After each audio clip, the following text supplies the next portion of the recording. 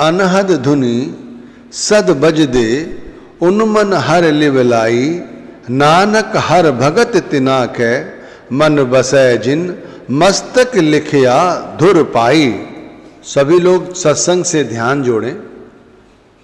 कई बातें ऐसी समझाई जा रही हैं आपको जिन पर आप ध्यान नहीं देते। जैसे हमारा सुमिरन करना कब पूरा होगा, हम नाम जपते रहते हैं, कभी तो नाम जप करना पूरा होगा, वो कैसे होता है पूरा। दूसरी बात, ध्यान कब हमारा पूरा बनता है। इसी तरह शब्द धुन कब उत्पन्न होती है। ये तीन प्रश्न एक साथ हुए।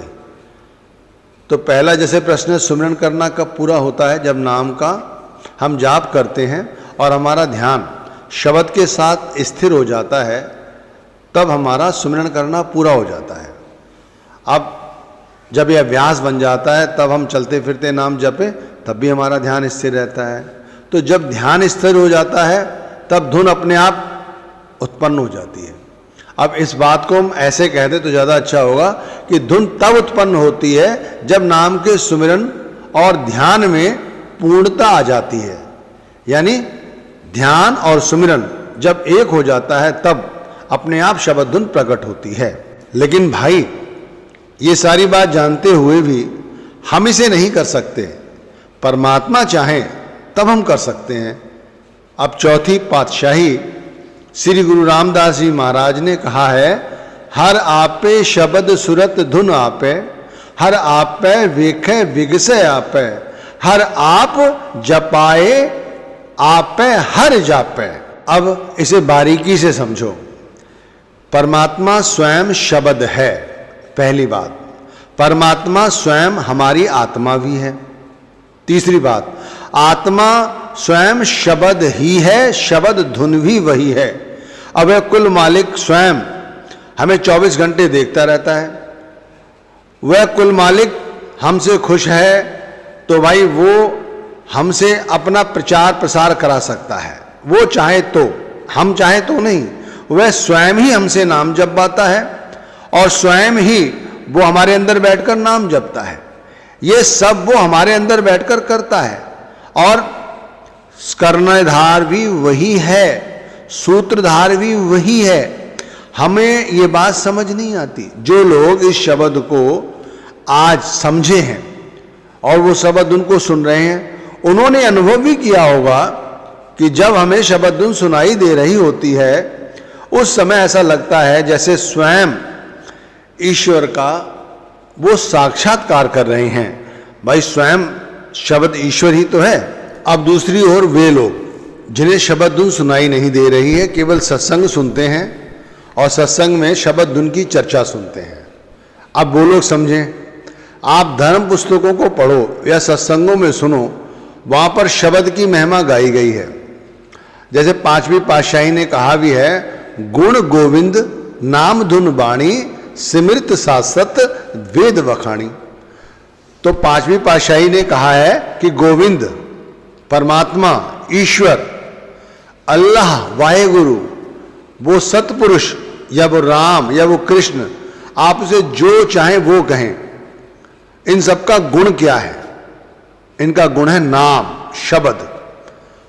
और ये हर धर्म में आज जपा जा रहा है और हर धर्म यही कहता है कि नाम के साथ जुड़ो। गुण गोविंद, नाम धुन बाणी, ये तीन चीजें हैं। शब्द है, शब्द के अंदर धुन है और धुन ही बाणी। समझे, ये तीन चीजें हैं। अब ये धुन क्या है, ये बाणी क्या है?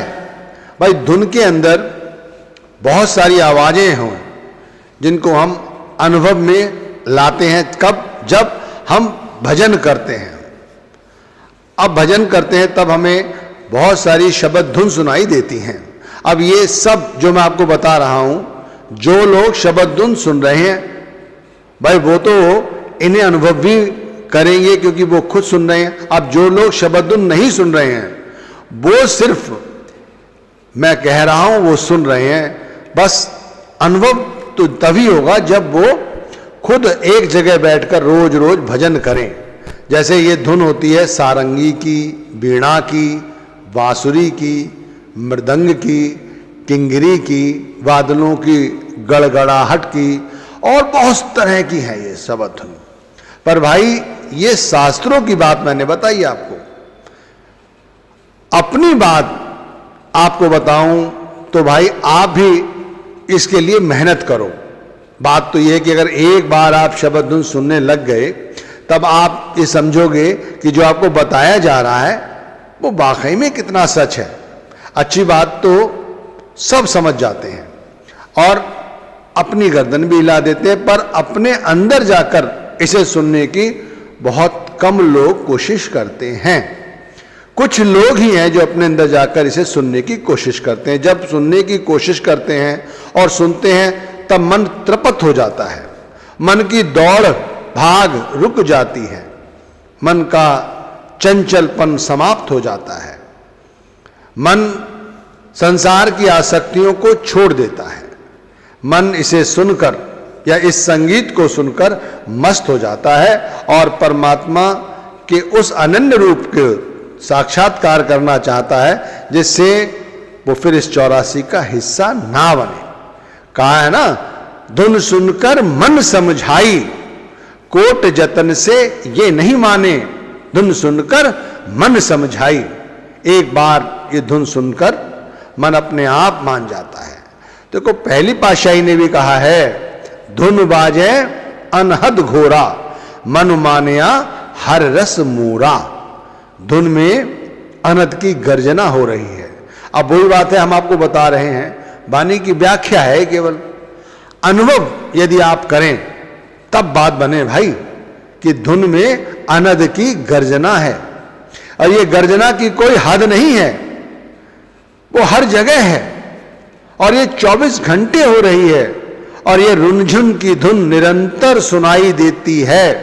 24 घंटे लोग इसे सुन रहे हैं और इस धुन को सुनकर मन स्थिर हो जाता है। देखो एक व्यक्ति जीवित है, आप उसके हृदय पे हाथ रखो, आपको लगेगा उसका हृदय धक धक धक धक कर रहा है। ये हृदय का कंपन है। इसी तरह धुन हमारे अंदर 24 घंटे धक धक करती है, हमें सुनाई देती है। इसी धुन को सुनकर मन स्थिर हुआ है भाई। लेकिन हमारा चित्त शब्द धुन सुनता कहां है? शब्द धुन सुनने के लिए बहुत कड़ी मेहनत करने की आवश्यकता है।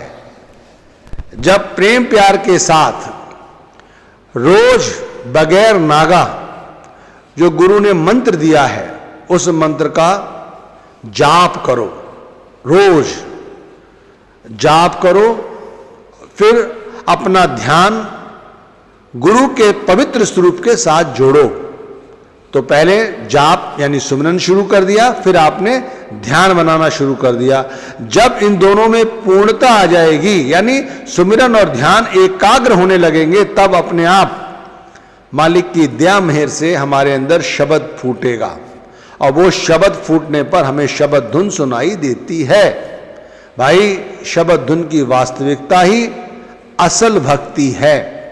आप कहते हो कि गुरु भक्ति से क्या मिलता है? गुरु भक्ति से शब्द धुन प्रकट होती है, शब्द का प्रकाश प्रकट होता है, और असल में यही गुरु भक्ति है।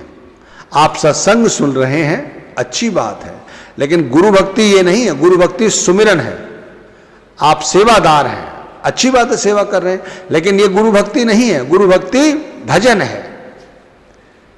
पहली पातशाही ने कहा भी है, ज्ञान ध्यान धुन जानिए, अखत कहावे सोए। सच्चा ज्ञान क्या है, सच्चा ध्यान क्या है, सच्ची धुन क्या है, ये हर व्यक्ति को जानना चाहिए, हर नामधारी को जानना चाहिए। भाई सच्चा ज्ञान शब्द है, शब्द। सच्चा ध्यान भी शब्द है, शब्द। और सच्ची भक्ति शब्द धुन, जो कि कथी नहीं जा सकती, अकथनीय है। इसका अनुभव ही गुरु के सूक्ष्म स्वरूप का साक्षात्कार है। अब जो लोग गुरु भक्ति करते हैं, गुरु घर से जुड़े हुए हैं, मैं उन सभी से कहना चाहता हूं, आप शब्द की भक्ति कर रहे हैं या गुरु भक्ति कर रहे हैं, अगर गुरु की साकार भक्ति आप कर रहे हैं, वो जैसे सेवा के रूप में, गुरु घर की सेवा के रूप में करते हैं या किसी अन्य रूप में, लेकिन आप भजन सुमिरन की सेवा नहीं करते तो भाई बुरा मत मानना, आपकी सारी सेवाएं सफल हो, मैं तो ये कहूंगा। क्योंकि जो कुछ कराने वाला है वो कराने वाला तो वो कुल मालिक है, हम और आप तो जरिया हैं।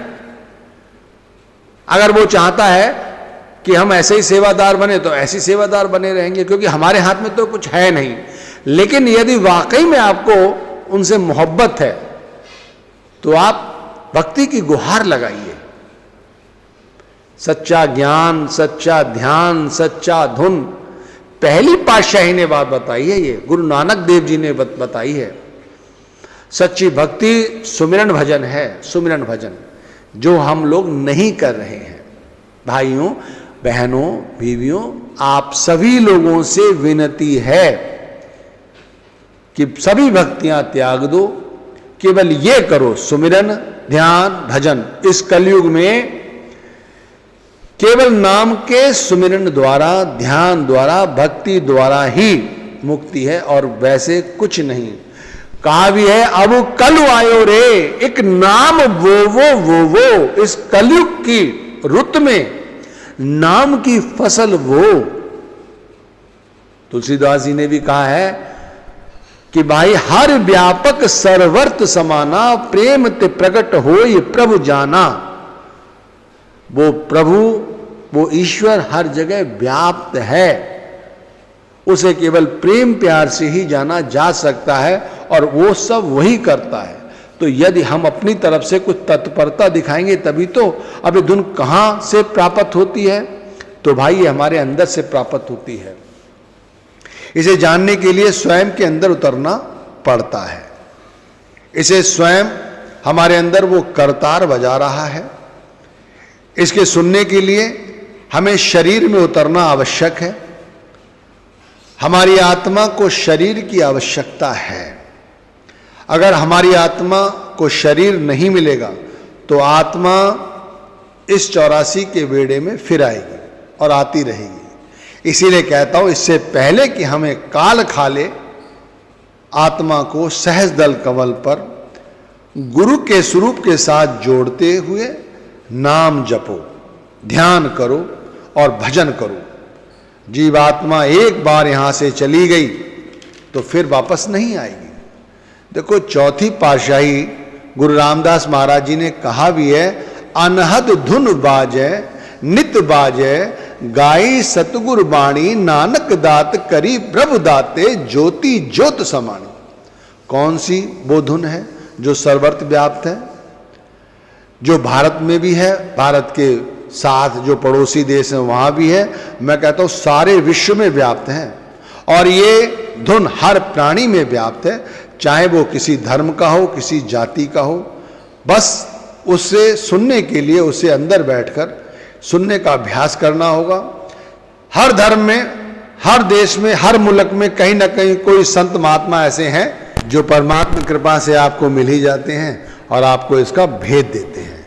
देखो, पूरे संसार में जो ध्वनि व्याप्त है उसे ओंकार की धुन कहा जाता है। ओंकार की धुन ही संपूर्ण विश्व में व्याप्त है, ओंकार की धुन। अब इसे ऐसे कहा है गुरु घर ने, ओंकार एक धुन एक कै राग लापै, एक का देसी एक दिखावे, एक को रहा व्यापै। पहले आप ओंकार का मतलब समझो। ओंकार का मतलब ओम और कार मतलब वो रूप। ओम और कार जब दोनों एक हो जाते हैं तो एक धुन है। अभी ओंकार की धुन ब्रह्म का सूचक है जो संपूर्ण विश्व में व्याप्त है। अब इस ओंकार की धुन से जो राग निकल रहा है, अनंत का नाद जो निकल रहा है, वो एक है और वो एक राग हम सभी सुन रहे हैं। उस राग का अलग अलग संगीत हम लोगों को अपनी भावनाओं और भक्ति के हिसाब से सुनाई देता है। अब एक का देसी एक दिखावे, एक को रहा व्याप है। वो एक सभी में व्याप्त है और वो एक जैसा है, अलग नहीं है। इसीलिए कहा है ना, ब्रह्म ईश्वर एक है। तो देखो, इतनी सारी बातें आपको समझाई गई हैं। इसका मूल निचोड़ क्या है? इसका मूल निचोड़ है शब्द धुन सुनना। इसके लिए हम परमात्मा से प्रार्थना करें कि परमात्मा हमें भक्ति प्रदान करे, जिससे हम